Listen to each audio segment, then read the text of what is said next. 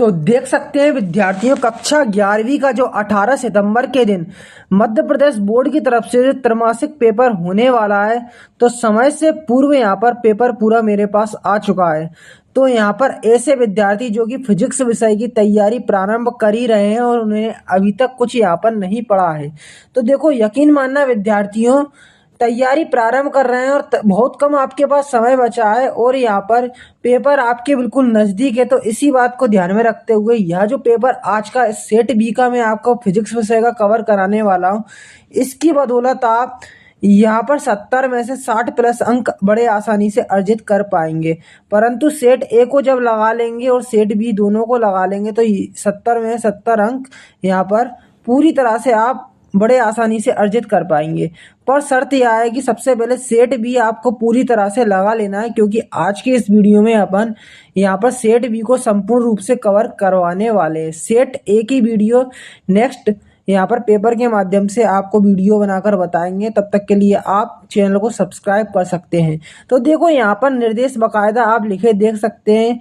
यहाँ पर समय 3 घंटे है, ठीक है, और 70 अंक का पेपर है। देखो स्टार्टिंग में जो आपका प्रश्न रखा गया है काफ़ी जो है डिफिकल्ट प्रश्न है, ठीक है। असमान द्रव्यमान की दो वस्तुएं एक ही संवेग से गतिशील है, तो किसका वेग अधिक होगा, भारी वस्तु का, हल्की वस्तु का, दोनों का समान कुछ नहीं कहा जा सकता। तो देखो जो इसका आंसर होगा मैं आपको बता दूं क्या होगा। यहाँ पर जो इसका आंसर होगा, यहाँ पर मैं बताऊं आपको, भारी वस्तु का, हल्की वस्तु का, यहाँ पर दोनों का समान कुछ नहीं कहा जा सकता।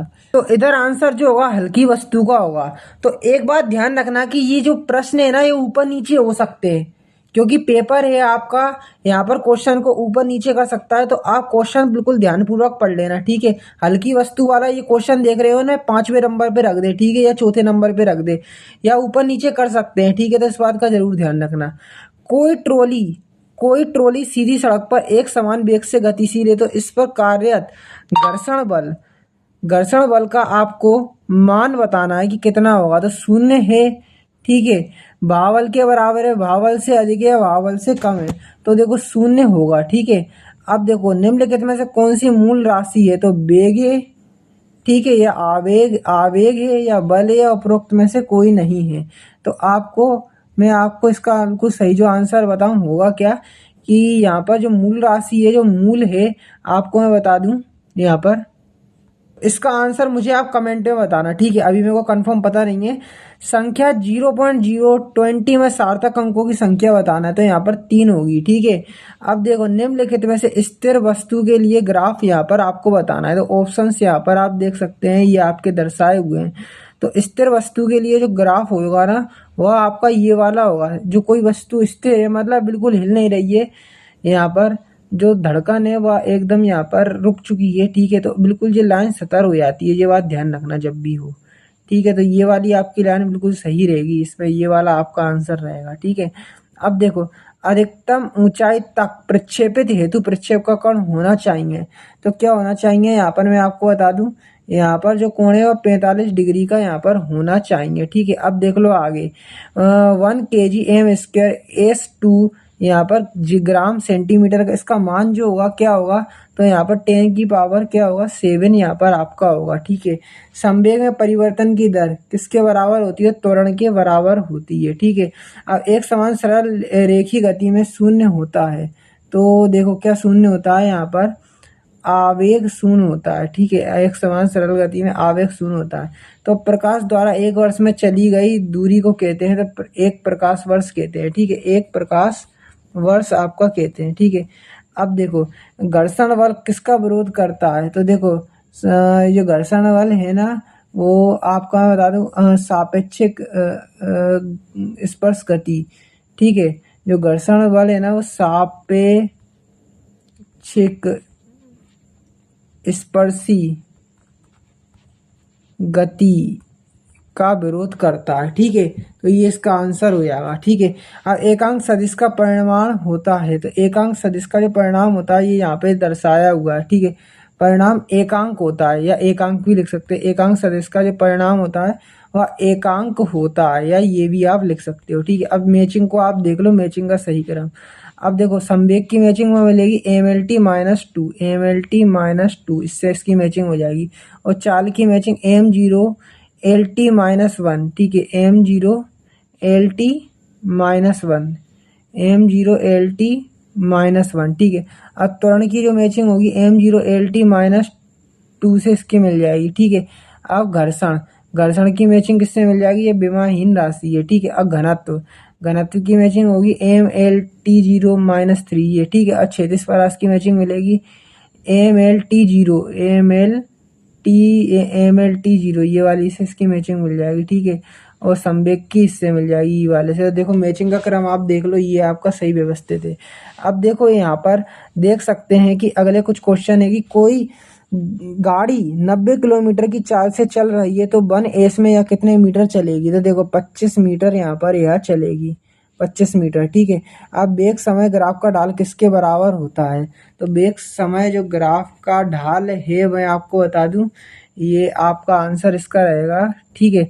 अभी इसको रोक देते हैं। अभी आप दूसरा देख लो कि टेबल पर रखी 1 kg पुस्तक का नेट बल कितना होगा, तो देखो 9.80 न्यूटन नेट बल होगा, 9.80 न्यूटन नेट बल होगा। दो सदिशों के बीच अल्फा के बीच थीटा कोण है तो इसका परिणामी सदिश का परिणाम कितना होगा, तो देखो इसको देख लो, रूट में a² plus b² plus root के अंदर ही लिखना है 2ab कोस थीटा ठीक है। ये रूट के अंदर ही है a² प्लस b² रूट के अंदर 2ab कोस थीटा ठीक है। ये आपका रहेगा आंसर। ये मैंने एक बार लिख दिया a² plus b² plus 2ab cos theta root के अंदर ठीक है। देखो यहाँ पर अगला प्रश्न है कि किसी त्वरित रेलगाड़ी के फर्श पर रखे बक्से को रेलगाड़ी के वेग से गति कराने हेतु त्वरण कौन प्रदान करता है, तो देखो इसका आंसर हो जाएगा स्थैतिक घर्षण जो होता है, स्थैतिक जो घर्षण होता है ना, स्थैतिक घर्षण ठीक है। और स्थैतिक जो घर्षण होता है वह प्रदान करता है त्वरण ठीक है। और यहाँ पर एक क्वेश्चन था कि वेग समय ग्राफ का ढाल किसके बराबर होता है, तो वेग समय जो ग्राफ का जो वह होता है वह त्वरण के बराबर होता है ठीक है, त्वरण के बराबर होता है। ये आंसर इसका बिल्कुल सही होगा ठीक है। किसके बराबर होगा, त्वरण के बराबर ठीक है। और यहाँ पर जो मैंने आपको बताया था कोई रेलगाड़ी यहाँ पर ये इतने की गति से चल रही है तो 1 एस इसमें कितना होगा, 25 मीटर यहाँ पर इसका आंसर रहेगा ठीक है। तो ये आप सभी की सभी मैंने आपको आंसर बता दिया। अब सत्य देख लो, तो किसी सदिश का परिमाण सदैव एक अदिश होता है तो यह कथन क्या हो जाएगा, किसी सदिश का परिमाण देखो सदिश एक अदिश होता है तो देखो ये कथन आपका सत्य हो जाएगा। यदि किसी पिंड का तो सदैव त्वरण लंबवत है तो अब पिंड का पथ परवलयकार होगा, तो यह कथन बिल्कुल सही है ठीक है, लंबवत है तो परवलयकार होगा। किसी पिंड को एक समान वेग से गतिशील बनाए रखने के लिए बल आवश्यक है तो गलत कथन हो जाएगा ठीक है। प्रतिक्रिया बल लगने के पश्चात उत्पन्न होती है तो कथन बिल्कुल सही हो जाएगा ठीक है। अब देखो एक समान वृत्तीय गति में त्वरण निरंतर बदलता रहता है तो कथन असत्य हो जाएगा ठीक है। एक समान वृत्तीय गति में त्वरण एक साथ रहता है, सही मतलब स्थिर रहता है। अब देखो 2 अंक वाले प्रश्नों को पढ़ देता हूँ, फिर सभी की सभी जो पेपर आप देख रहे हैं उसका PDF आपको संपूर्ण सॉल्यूशन का डाउनलोड अपने मोबाइल में करने का तरीका बता दूंगा वीडियो के लास्ट में। तो पहले क्वेश्चन सुनते जाएं, उनको कॉपी में नोट करते जाएं।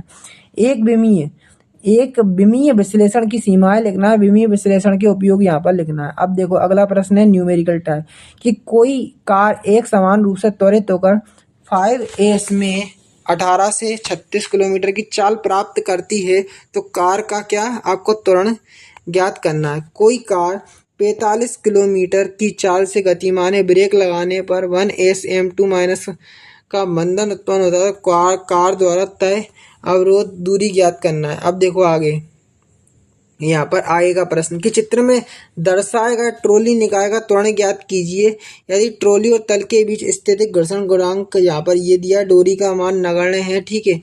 ये आपको अगला प्रश्न में आपको दिखा देता हूँ कि 300 मीटर त्रिज्या वाले किसी वृत्ताकार सड़क का ढाल 15 डिग्री है तो सड़क और रेस कार के बीच घर्षण गुणांक फिसलने से बचने के लिए रेस कार की अधिकतम अनुवेग चाल ज्ञात करना है। ठीक है, अब देख लो निम्नलिखित सारणी के लिए वेग समय ग्राफ बनाना है। ग्राफ की सहायता से कार द्वारा विस्थापन ज्ञात करना है। तो ये आपको समय और कार का वेग ये दर्शाया हुआ है। ठीक है, ये पूरा देख लेना। अब एक समान त्वरण से गतिमान वस्तु की गति संबंधी समीकरण ग्राफ विधि द्वारा ज्ञात करना है। पृथ्वी की सतह से क्षैतिज परास से किसी कोण थीटा पर फेंके गए प्रक्षेप के लिए उड्डयन काल प्राप्त अधिकतम ऊंचाई और क्षैतिज परास के लिए सूत्र स्थापित करना है। एक समान वृत्तीय गति के लिए अभिकेंद्रित त्वरण का व्यंजक निकालना है। अब देखो ये ऊष्मा का मात्रक कैलोरी है या लगभग इसके बराबर है। तो पूरा क्वेश्चन ये आप देख लो, इसको आप अपनी कॉपी में नोट कर लो वीडियो को पॉज करके। ठीक है, अब देखो यहाँ पर लास्ट क्वेश्चन में आपको बताता हूँ कि भौतिकी का एक प्रसिद्ध संबंध कण के चल द्रव्यमान एम विराम द्रव्यमान m0 चाल, ये पूरा आप क्वेश्चन देख सकते हो। आपको सिद्ध करना है कि m बराबर m0 बटे 1√v²। तो देखो यहाँ पर जो पूरा पेपर है वह मैंने अभी आपको बताया नहीं है, क्योंकि देखो यहाँ पर मैंने क्या चाल चली है आपके संग, आप खुद समझदार है। ठीक है, यहाँ पर देखो 6 के बाद 7 के बाद 8वां क्वेश्चन नहीं बताया, सीधा 8वां छोड़ दिया, 9वां छोड़ दिया, 10वां छोड़ दिया, 11वां 12वां, सीधा 17वां क्वेश्चन यहाँ पर आपको रिवील करा है। ठीक है, पेपर का तो जो पूरा पेपर है पूरा की पूरा पेपर है, मतलब कि 9 वाला क्वेश्चन भी दिखे। ठीक है, 7 के बाद 8 वाला भी, 9 वाला भी, सारे क्वेश्चन आप देखना चाहते हैं ना पेपर के, तो इसकी पीडीएफ में आपको दे देता हूँ। उसमें आपको सभी के सभी क्वेश्चन यहाँ पर मिल जाएंगे। तो गूगल पर आएंगे, पीडीएफ आपको कैसे मिलेगा, गूगल पर जैसे ही आएंगे तो यहाँ पर आपको सर्च करना होगा। गूगल पर आते ही क्या कि क्लास 11th, ठीक है, class 11th physics paper, class 11th physics त्रैमासिक पेपर हिमालय सर। ठीक है, तो देखो यहाँ पर आप सीधा सर्च करते हैं अगर क्लास 11th फिजिक्स त्रैमासिक पेपर हिमालय सर लिख के सीधा, तो यहाँ पर बताना चाहूँगा कि गूगल के फर्स्ट नंबर पर ही आपको जो रिजल्ट शो होगा वह आपको कुछ इस प्रकार से दिखेगा कि उस पर लिखा मिलेगा कि MP बोर्ड क्लास 11 त्रैमासिक एग्जाम पेपर 2022 PDF डाउनलोड। तो 22 को देखकर कंफ्यूज नहीं होना है, क्लिक इसी पर करना है। क्लिक करोगे विद्यार्थियों तो यहाँ पे यकीन मानना कि अब आपको PDF फाइल जो है वह बड़े आसानी से यहाँ पर आपको जनरेट होती हुई नजर आएगी। तो पूरी यहाँ से लेके यहाँ तक लोडिंग के बाद अब आपको स्क्रॉल डाउन करते हुए नीचे आना है। तो देखो फर्स्ट लिंक मिलेगी क्लास 11 त्रैमासिक एग्जाम के जो सिलेबस है फिजिक्स का, उसकी यहाँ पर नेक्स्ट जो आपको लिंक दिखेगी वह रिड्यूस सिलेबस की दिखेगी, और जस्ट जो लास्ट लिंक होगी वह आपको यहाँ पर किसकी दिखेगी, जो आपने अभी क्लास 11 त्रैमासिक परीक्षा का पेपर देखा उसके PDF फाइल की। यहाँ पर क्लिक करके उसकी जो लिंक के माध्यम से जो क्या बोलते हैं PDF फाइल है, आप बड़े आसानी से यहाँ से आप डाउनलोड कर पाएंगे। अन्य क्वेश्चन भी देख पाएंगे जो कि मैंने इस वीडियो में नहीं बताया, तो उस PDF में आपको मिल जाएंगे। तो वीडियो को कुछ इस प्रकार से आप यदि देखेंगे तो इसकी PDF फाइल भी आपको संपूर्ण क्वेश्चन के साथ यहाँ पर मिल जाएगी।